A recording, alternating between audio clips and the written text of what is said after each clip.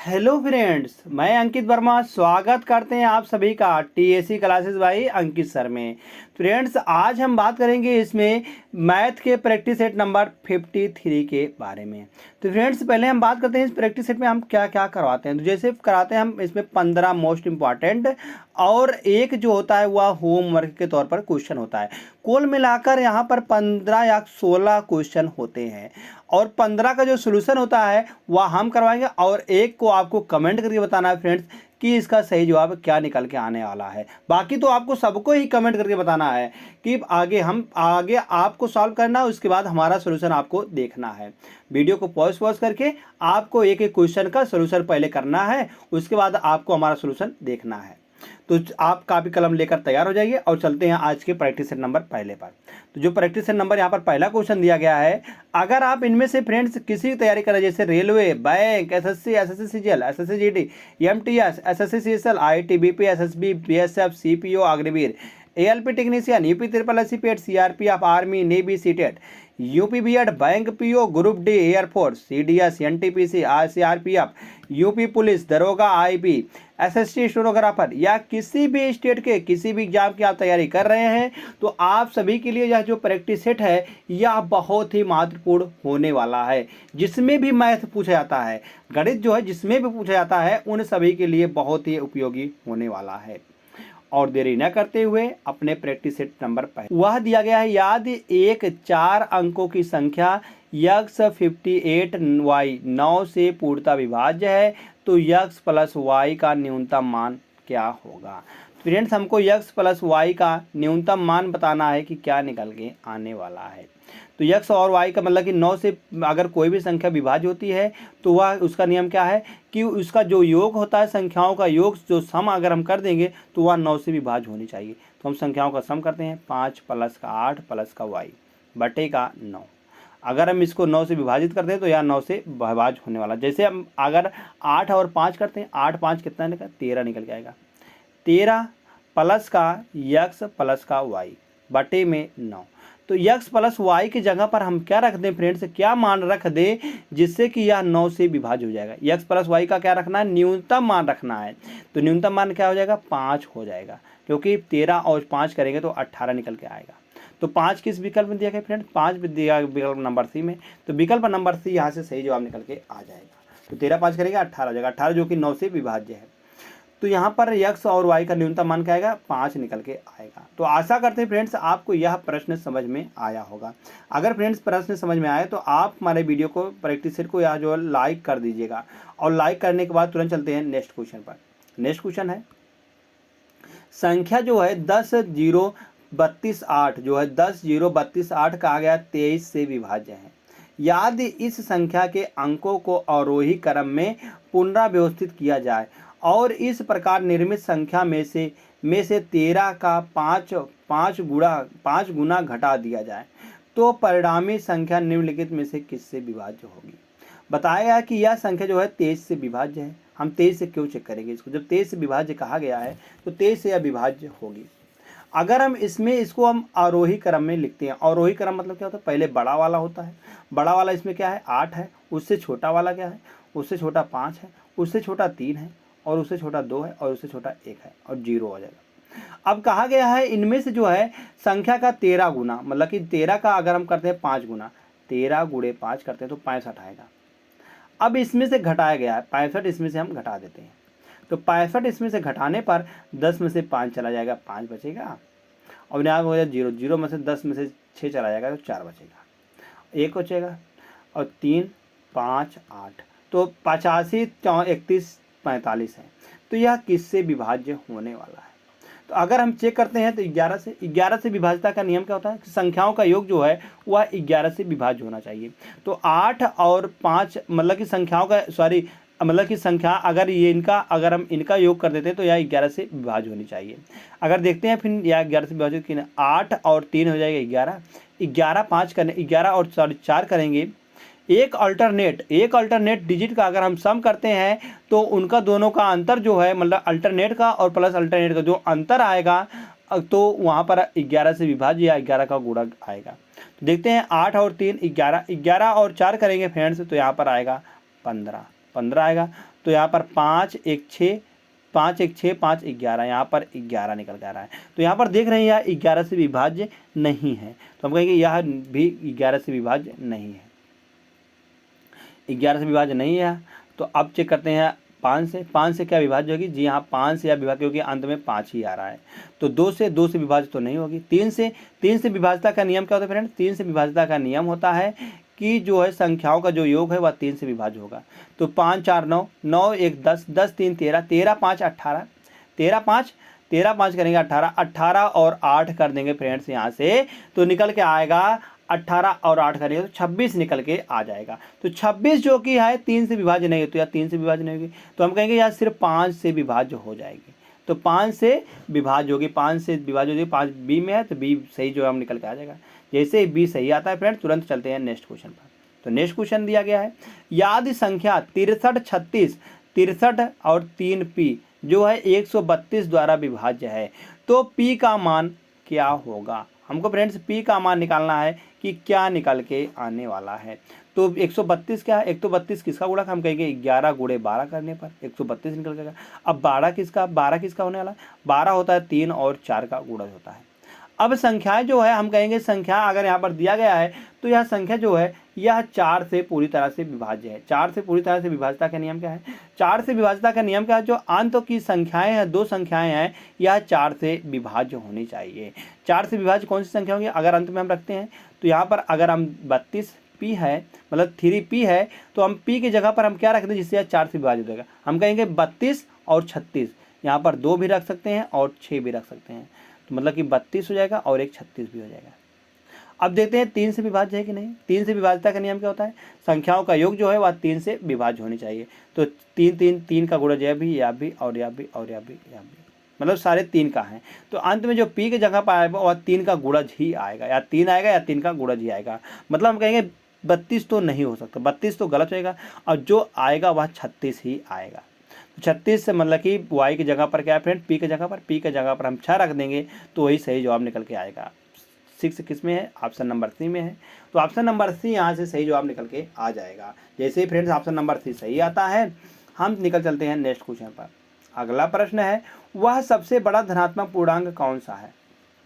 वह सबसे बड़ा धनात्मक पूर्णांक कौन सा है जिससे 554, 714 और 213 को विभाजित करने पर शेषफल क्रमशः 43, 57 और 67 प्राप्त होता है? अगर हम इनमें से घटा देते हैं, इनको 554 माइनस 43 घटाते हैं, तो यहाँ से निकल के आने वाला फ्रेंड्स 511। कितना आएगा? 511 निकल के आएगा। अगर 714 है, कहा गया शेषफल 57 पड़ा, तो 57 घटा देंगे यहाँ से। 714 में से 57 घटाएंगे फ्रेंड्स, तो यहाँ पर आएगा 657 निकल के आएगा। आगे है 213 में से कहा गया 67 घटा देंगे, तो 213 में से अगर हम 67 घटाते हैं तो यहाँ पर बचता है फ्रेंड 146 बचता है, तो 146 बच जाएगा। अब 146 को हम देखते हैं, 146 किसका गुणज है फ्रेंड? अगर हम 146 को देखते हैं तो बताया गया है कि शेषफल विभाजित है, मतलब कि सबसे बड़ा धनात्मक पूर्णांक कौन सा है? सबसे बड़ा धनात्मक, अगर हम 146 देखते हैं तो 146 किसका है? 146 होने वाला 73 गुणे 2, 73 गुणे 2 का अगर हम करते हैं तो 146 निकल के आता है, 146 निकल के आता है। यहाँ से देखते हैं तो 73 से आप पूरी तरह से विभाजित है, 73 से पूरी तरह से यह विभाजित होने वाला है। किससे विभाजित होगा फ्रेंड? हम कहेंगे यहाँ 73 से, ऑप्शन से हम चेक करते हैं, ऑप्शन चेक करने पर यहाँ से देखते हैं 73 यहाँ पर है, तो 73 से आप देखते हैं तो 146 विभाजित है, तो 146 विभाजित होने वाला है। अगर 95 से हम चेक करते हैं, आगे चेक कर लेते हैं, देखते हैं तो 73 है कि नहीं। 95 से विभाज्यता का नियम क्या होता है? अंत में 5 आएगा, तो यह 95 से कोई भी विभाज्य नहीं होगा। 83 से विभाज्य होगी कि नहीं संख्या? तो अगर हम 146 को 83 से विभाजित करते हैं तो यह 146 जो है वह 83 से विभाज्य नहीं होगी, यह भी गलत होगा। 71 से 146 विभाज्य नहीं होगा। 71 से मैंने सिर्फ बचता है विकल्प नंबर ए, तो विकल्प नंबर ए यहाँ से सही जवाब निकल के आ जाएगा। तो विकल्प नंबर ए जैसे सही आता है फ्रेंड्स, तुरंत हम निकल चलते हैं नेक्स्ट क्वेश्चन पर। अगला प्रश्न होने वाला है, 60 आदमी एक काम को 40 दिनों में पूरा कर सकते हैं। वे एक साथ काम करना शुरू करते हैं, लेकिन हर 10 दिन बाद 5 आदमी काम छोड़ देते हैं। काम कितने दिनों में पूरा हो पाएगा।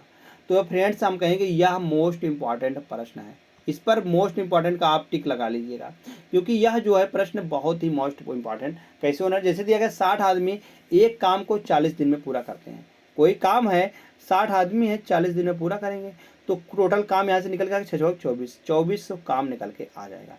यह टोटल वर्क है, टोटल वर्क है, या टोटल वर्क है फ्रेंड्स। तो टोटल वर्क है तो 2400 काम करना है, मगर कहा गया है कि एक साथ काम करते हैं, करना शुरू, लेकिन हर 10 दिन बाद, 10 दिन तक तो यह काम साथ करेंगे। 60 जो थे 10 दिन तक काम करेंगे, मतलब कि 60 जो थे वह 40 दिन तक, तो मतलब कि 10 दिन तक काम करेंगे, मतलब कि कितने दिन तक, जो 40 काम करेंगे, मतलब 60 आदमी थे, या 10 दिन तक, कुल मिलाकर 10 दिन तक काम करेंगे एक साथ, तो 600 काम हो जाएगा। तो आगे फिर 10 दिन बाद कहा गया है फिर 10 आदमी और निकल जाते हैं, मतलब कि 5 आदमी काम छोड़ देते हैं, तो 60 में से 5 चलाएगा, 55 आएगा। 55 गुणे, अब यहाँ पर बच जाएगा 10, तो 55 गुणे 10 करेंगे तो 550 आएगा। फिर अगले 10 दिन जो है फिर 10 आदमी छोड़, 5 आदमी छोड़ देते हैं, तो यहाँ से 50 आएगा। 50 गुणे 10 करेंगे तो 50 गुणे 10 निकल के आएगा यहाँ पर 500। फिर आगे कहा गया फिर 10 दिन बाद छोड़ देते हैं, तो 10 दिन बाद अगर छोड़ेंगे तो यहाँ पर 45 आएगा। 45 गुणे 10 करेंगे तो 450 निकल के आएगा।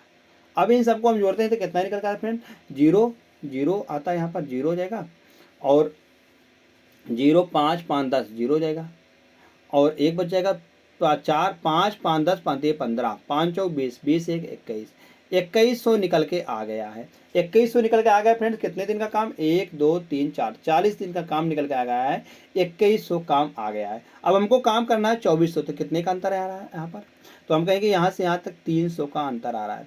अब 300 जो काम है उसको कौन करेगा, उसको 10 दिन बाद फिर 5 आदमी छोड़ देंगे ऐसे, तो 40 आदमी काम करेंगे, उसे कितने दिन में करेंगे। 300 काम है, 300 काम को कितने दिन में पूरा करेंगे, 4 मतलब 300 काम है, कितने काम है फ्रेंड, यहाँ पर 300 काम है, 40 आदमी को कितने दिन में पूरा करेंगे, तो हम कहेंगे 300 भागे 40 कर देंगे। 300 भागे 40 करने पर यहाँ पर 0 0 चला जाएगा, तो यहाँ पर देखते हैं 7 चौक 28, 7 चौक 28, 28 2 30 20 आएगा, 5 चौक 20, 7.5 दिनों में पूरा कर देंगे। तो कुल मिलाकर 40 दिन तो यहाँ लग जाएंगे और 7.5 दिन यहाँ पर, तो 40 प्लस का 7.5 दिन, तो कुल मिलाकर आएगा 40 7 47, 47.5 दिन निकल के आएगा। तो 47.5 दिन किस में दिया गया फ्रेंड्स, ऑप्शन में, तो 47.5 दिन ऑप्शन नंबर डी में दिया गया, तो ऑप्शन नंबर डी यहाँ से सही जवाब निकल के आ जाएगा। जैसे ही फ्रेंड्स ऑप्शन नंबर डी सही आता है, तुरंत हम निकल चलते हैं नेक्स्ट क्वेश्चन पर। तो नेक्स्ट अगला प्रश्न है, रवि और शिव की मासिक आय जो है, रवि है और शिव है, इसकी मासिक आय जो है 1:2 है, 1:2 है। तो बताया गया है में है, और उनके मासिक व्यय जो है 1:3 के अनुपात में है, 1:3 के अनुपात में है।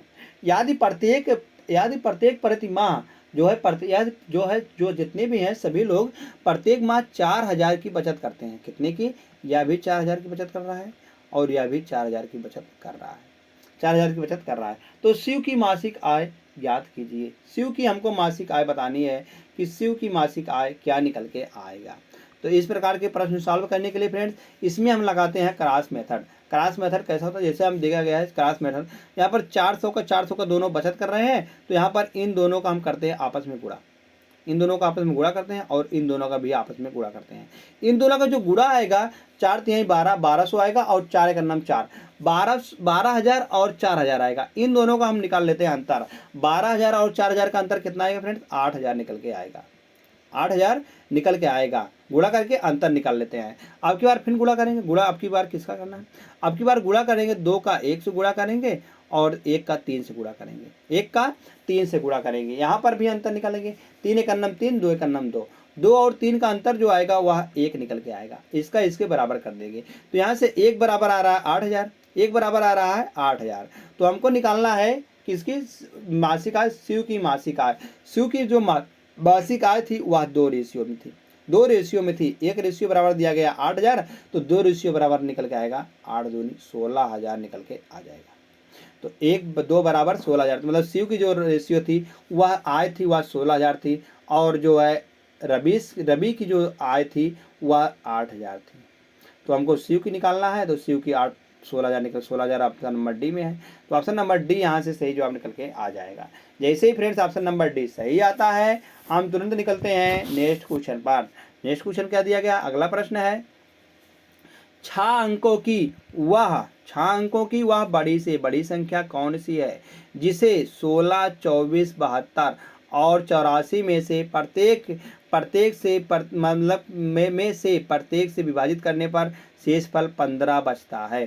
शेषफल 15 बचता है। अगर शेषफल 15 बचता है तो हम कहेंगे इसमें से 15 हम घटा देंगे, जो संख्या दी गई है इसमें से हम 15 को घटा देते हैं। अगर हम 81 में से हम 15 को घटाते हैं तो फ्रेंड्स यहाँ पर बचने वाला है, अगर हम 81 में से 15 को घटाते हैं तो 66 बचने वाला है। क्या बचने वाला है फ्रेंड्स, 66 बचने वाला है। आगे 3 9 4 9 तो है, 4 9 तो है, 4 9 हो जाएगा और 66 निकल जाएगा। अगर हम 15 में से फिर यहाँ पर 15 आ जाएगा, अगर हम 15 में से 15 को घटाते हैं तो क्या निकलता है, 0 निकल के आएगा, डबल 0 हो जाएगा और 4 बार 9 9।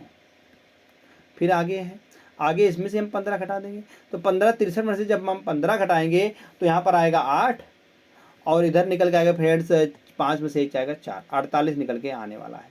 48 आ जाएगा और प्लस का 3 बार 9, 4 बार 9 9। तो यहाँ पर भी हम 15 घटा देंगे तो 51 में से हम 15 घटाएंगे तो यहाँ पर निकल कर आने वाला है फ्रेंड्स 11 में से अगर 5 जाएगा तो यहाँ पर बचेगा 6 और यहाँ पर बचेगा 3, तो 4 बार 9 9 आ जाएगा।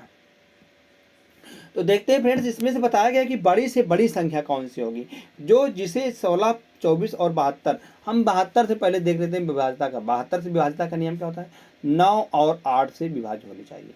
8 से कौन सी संख्या विभाज्य होती है, जिसका अंत का जो है 3 संख्या जो है वह 8 से विभाज्य, मतलब 3 संख्या जो है 8 से विभाज्य होगी। और 9 से विभाज्यता का नियम क्या होता है, 9 से विभाज्यता का नियम तो संख्याओं का योग जो है 9 से विभाज्य होगा, 9 से विभाज्य होगा। यहाँ तक तो यह 9 से विभाज्य है, मगर जैसे 6 6 12 करते हैं तो यह योग जो है 9 से विभाज्य नहीं होगा, तो हम कहेंगे यहाँ 9 से विभाज्य नहीं होगी यह संख्या। अब बात करते हैं आगे बी वाले की बात करते हैं तो यहाँ से यह 9 से विभाज्य हो जाएगी, यह भी हो जाएगी। और 8 4 12 यह नहीं होगी 9 से विभाज्य। अब देखते हैं यह भी 9 से 6 3 9, यह भी 9 से विभाज्य हो जाएगी। 9 से विभाज्य 2 संख्याएं हैं, एक तो बी है और एक डी है। अब देखते हैं यहाँ 8 से क्या 8 से विभाज्य होगी, 8 से विभाज्य होगी। देखते हो पहले 900 को चेक करते हैं। 8 से विभाज्यता का नियम क्या है, अंत किसी भी संख्या के अंत के 3 अंकों को 8 से हम विभाज्य करते हैं, अगर वह 8 से विभाज्य हो जाएगा तो वह संख्या 8 से विभाज्य हो जाएगी। अगर हम इसको 8 से काटते हैं तो 8 एक अन्नम 8, 1 9 10 आएगा, तो 8 एक अन्नम 8, 2 आएगा 10 आएगा, तो यह पूरी तरह से विभाजित नहीं है, पूरी तरह से विभाजित नहीं है, तो हम कहेंगे यह भी गलत हो जाएगा, यह भी गलत हो जाएगा। तो सिर्फ बचता है, देखते हैं 936 को हम विभाजित करते हैं 8 से। 8 एक अन्नम 8 और एक 9 आ जाएगा, 8 एक अन्नम 8 और 9 आ जाएगा, मतलब 8 दूनी 16, सॉरी 8 दूनी 16 और 4 8 दूनी 16।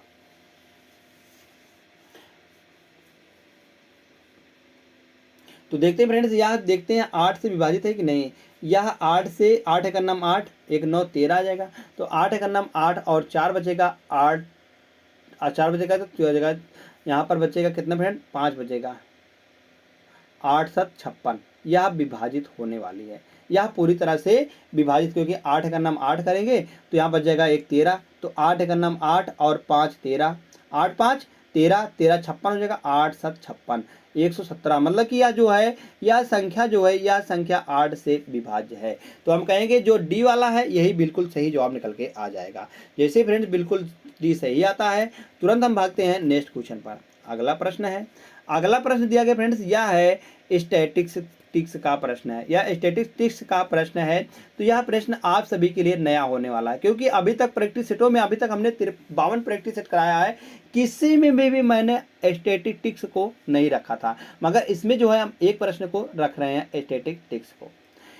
तो देखते हैं, जैसे दिया गया है 0 1, 0 का 10, 0 से 10 है, अंक दिया 0 से 10, 10 से 20, 20 से 30, 30 से 40 और 40 से 50, 50 से 60 और 60 से 70।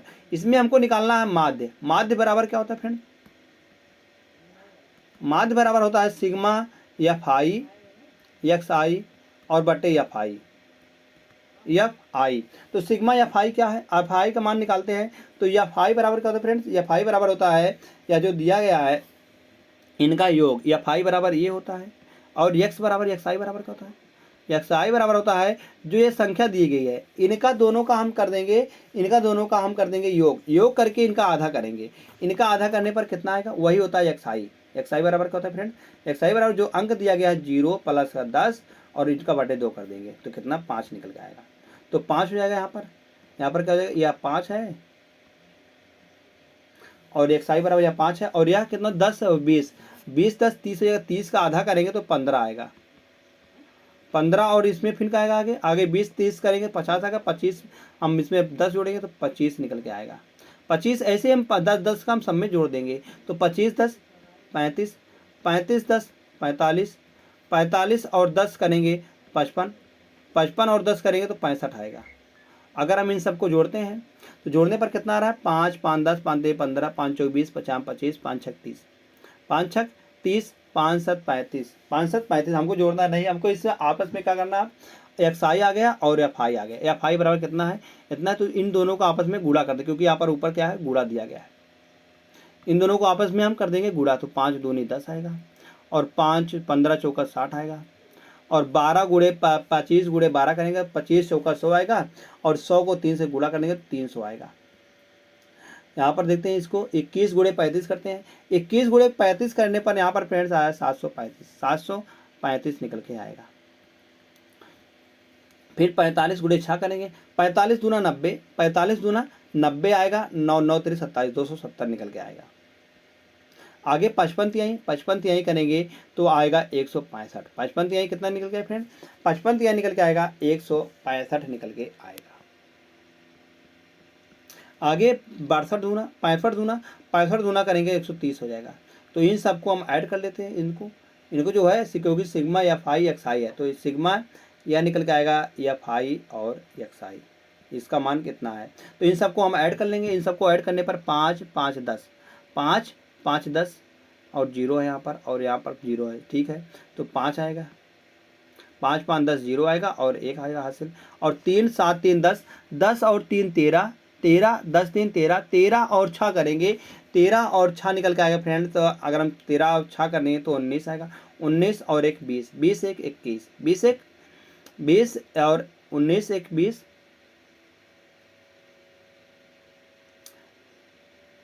6 3 9 9 और 6 9 और 7 करेंगे फ्रेंड्स, यहाँ से आएगा 9 और 7 करने में 16 16 और 3 करेंगे 19 19 और 6 करेंगे 19 और यहाँ पे 6 करेंगे तो 25 आएगा 25 1 26 1 27 27 के साथ 2 आएगा यहाँ पर 2 1 3 3 1 4 4 4 4 2 6 6 और 7 7 6 13 13 आएगा 13 और 3 करेंगे 13 और 3 करेंगे तो 16 निकल के आने वाला है 1670 आ जाएगा 1670। और यहाँ पर एफ आई बराबर कितना है फ्रेंड्स, अगर इन सबको जोड़ देते हैं तो एफ आई बराबर इन सबको जोड़ने पर कितना निकल के आ रहा है तो 3 और 2 5 5 3 2 5 5 और 6 6 5 11 11 1 12 12 12 2 12 और 2 करेंगे तो 14 निकल के आएगा 14 और 4 करेंगे 14 और 4 18 18 और 2 20 18 2 20 निकल के आ रहा है 20 के 0 हो जाएगा और आगे आएगा 2 1 3 3 और 2 5 50 आ जाएगा। तो मतलब कि 167 1670 भागे यहाँ से कर देंगे हम 50, जैसे हम भाग देंगे यहाँ से 5 से तो 5 तिहाई 15 5 तिहाई 15 और 1 16 70 आ जाएगा। तो 5 तिहाई 15 और 1 16 निकल के आएगा 1 16 70 आ जाएगा। तो 5 तिहाई 15 5 तिहाई 15 आ जाएगा 15 और 2 17 5 चौक 20। तो यहाँ से 33.4 निकल के आने वाला है। तो 33.4 किस में दिया गया फ्रेंड्स, हम कहेंगे 33.4 यहाँ दिया गया है विकल्प नंबर देख रहे हैं विकल्प नंबर बी में। विकल्प नंबर किस में दिया गया फ्रेंड, विकल्प नंबर बी में दिया गया है। तो विकल्प नंबर बी यहाँ से सही जवाब निकल के आ जाएगा। जैसे ही फ्रेंड्स विकल्प नंबर बी सही आता है तुरंत हम चलते हैं नेक्स्ट क्वेश्चन पर। भले यह थोड़ा सा लंबा है मगर इसमें क्या है कैलकुलेशन है। क्या है फ्रेंड्स, स्टैटिस्टिक्स में क्या होता है कैलकुलेशन होता है, भले यह थोड़ा सा लंबा ही है, इसमें कोई भी शॉर्ट ट्रिक नहीं होता है इसको सिंपली हमको गुणा करके जोड़ना ही होता है किसी भी हालत में।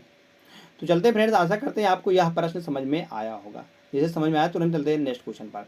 तो अगला प्रश्न दिया गया है, जो नेक्स्ट क्वेश्चन है, एक पिता की आयु और उसके पुत्र की आयु का अनुपात 3:2 है। पिता की आयु मतलब फादर की आयु और उसके सन की आयु कितनी है, 3:2 दिया गया है। तो 3 है, हम इसको मान लेते हैं 3 है और इसको मान लेते हैं 2 है। तो बताया गया उनकी आय को दर्शाने वाली संख्याओं का गुणनफल, संख्याओं का गुणन, अगर हम इन दोनों का गुणन करते हैं तो 3 दूनी 6 ए स्क्वायर दिया गया है 486 दिया गया है। अगर हम इसको 6 से भागा देते हैं तो 6 से भागा देने पर 6 अठे 48 और 6 मतलब कि 6 का नम 6, तो 81 निकल के आएगा ए स्क्वायर। ए स्क्वायर बराबर 81 आएगा, तो ए बराबर क्या निकल के आएगा 9 निकल के आएगा। अगर ए बराबर 9 निकल के आ गया है तो यहाँ से निकाल लेंगे फादर की आय, तो पिता की उसके पिता की आय कितनी आएगी 9 3 27 आएगी, और पुत्र की आय 9 दूनी 18 आएगी, पुत्र की आय 18 वर्ष आएगी।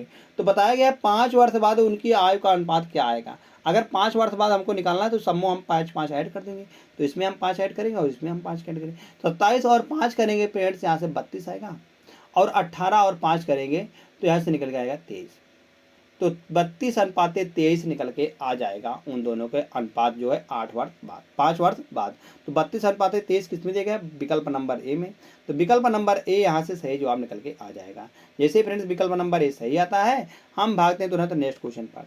तो अगला प्रश्न दिया गया है, यदि दो संख्याओं ए और बी का लघुत्तम समापवर्तक जो है 60 है, ए और बी का लघुत्तम समापवर्तक 60 है, तो उनका जो है महत्तम समापवर्तक 15 है, तो उन संख्याओं का मध्य अनुपात क्या निकल के आएगा।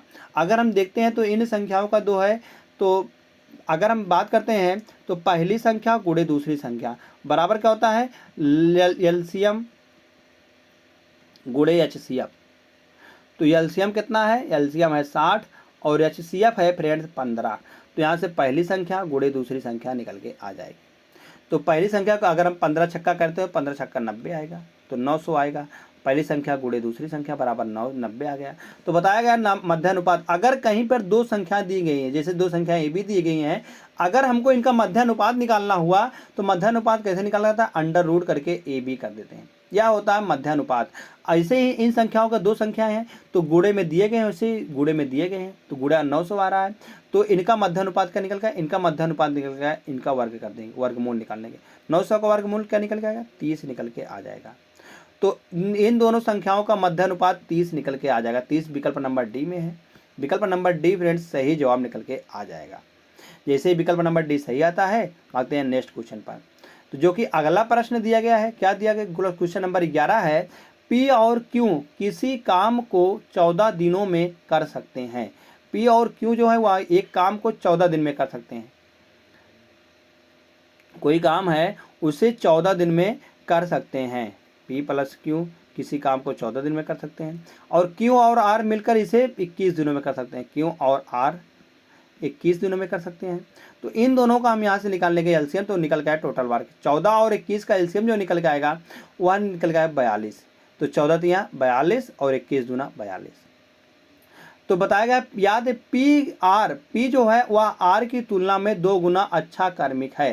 पी जो है वह आर की तुलना में 2 गुना अच्छा कार्मिक है, मतलब पी और आर का जो है यहाँ पर दिया गया है कर्मिक, मतलब कि यह दोनों का दिया गया है यहाँ पर, यह इसकी इफिशियंसी दिया गया है, मतलब पी की इफिशियंसी 2 है और आर की इफिशियंसी 1 है।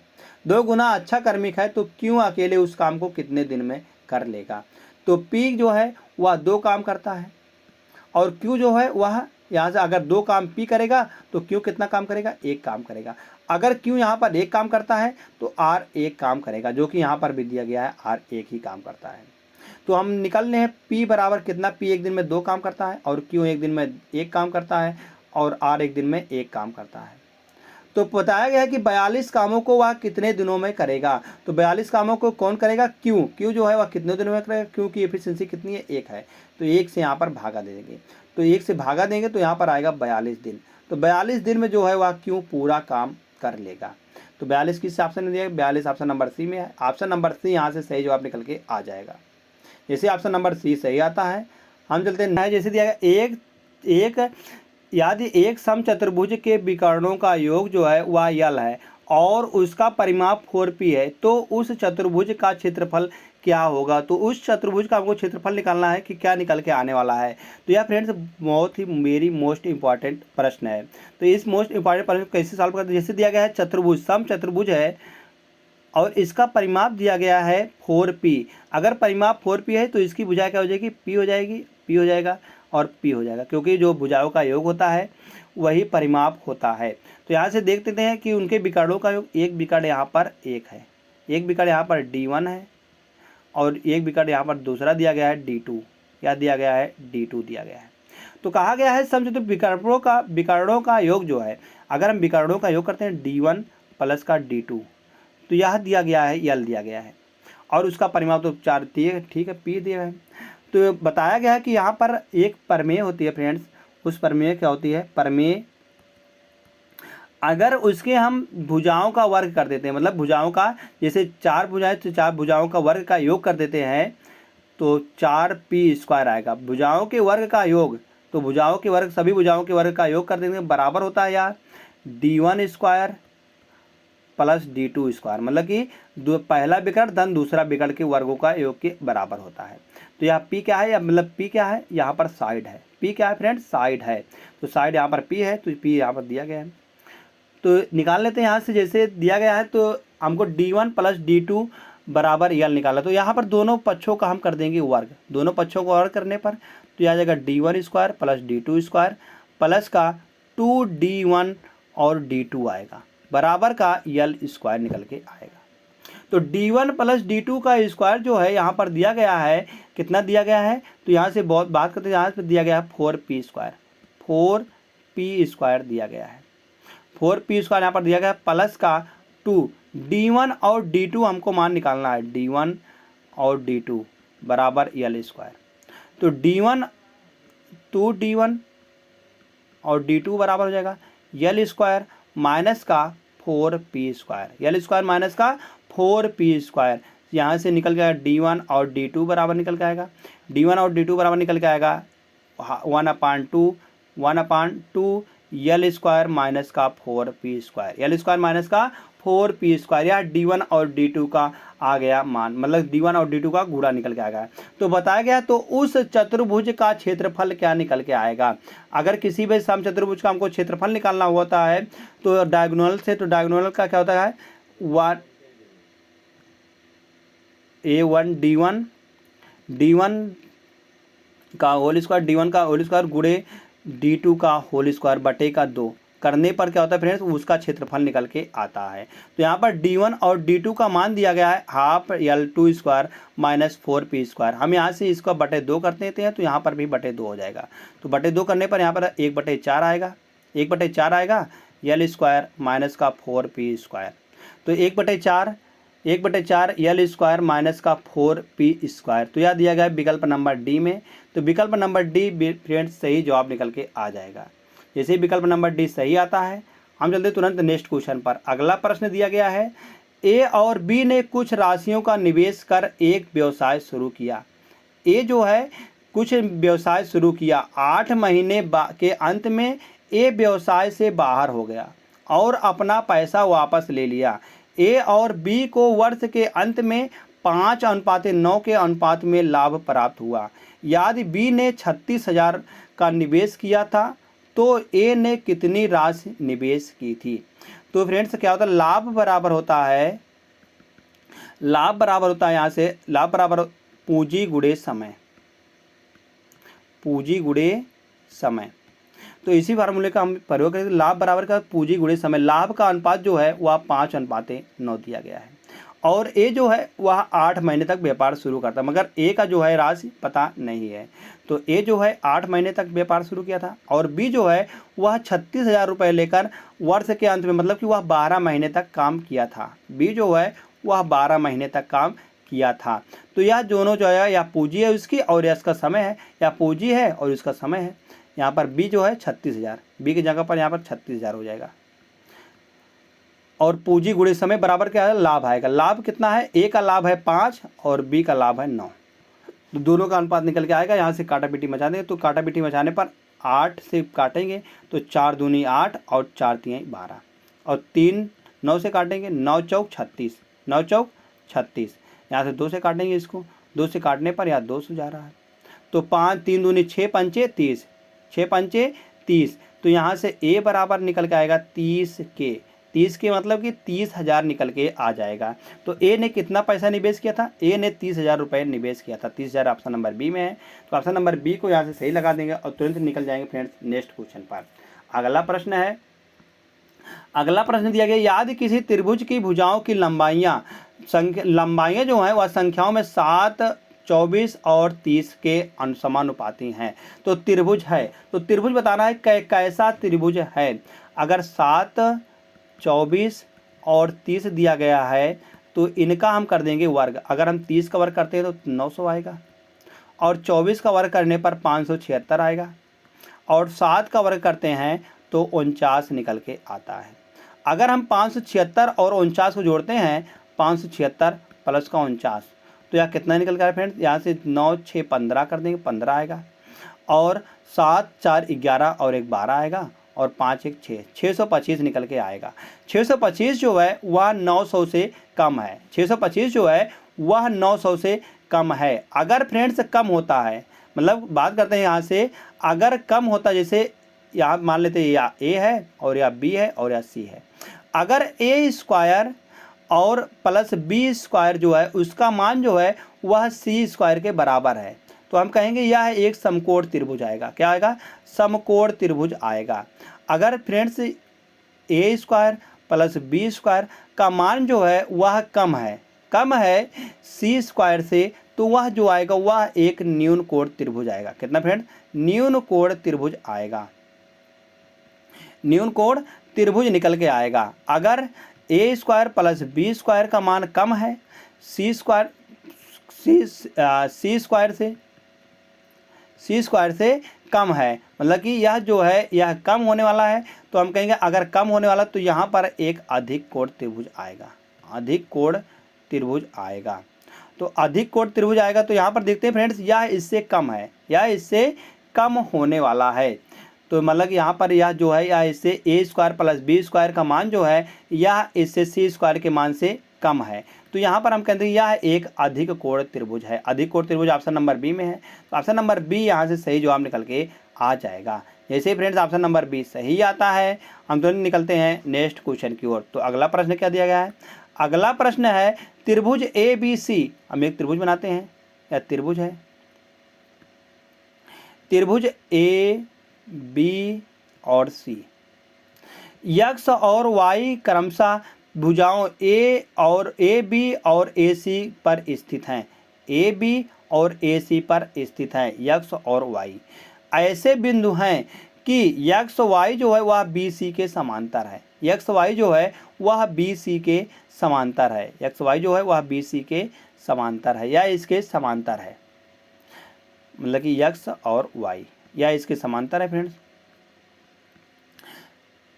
और फिर बताया गया आगे, यदि एक्स वाई अनुपाते एक्स वाई बटे बी सी बराबर दिया गया है 2.5/7, 2.7/5, यहाँ से 0 हटाएंगे और यहाँ पर 0 बढ़ा, दशमलव हटाएंगे 0 बढ़ा देंगे, तो 25/70, 25/70 को और सॉल्व करेंगे तो यहाँ 50 25 5 से काटेंगे 50 आएगा, और 70 को काटेंगे 5 से तो यह जाएगा 5 का नम 5 और 14 बार, 14 पंचे 70, मतलब यहाँ कहेंगे एक्स वाई जो है यह एक्स जो है यह 5 है, मतलब एक्स वाई जो है इसका 5 है और इसका 14 है।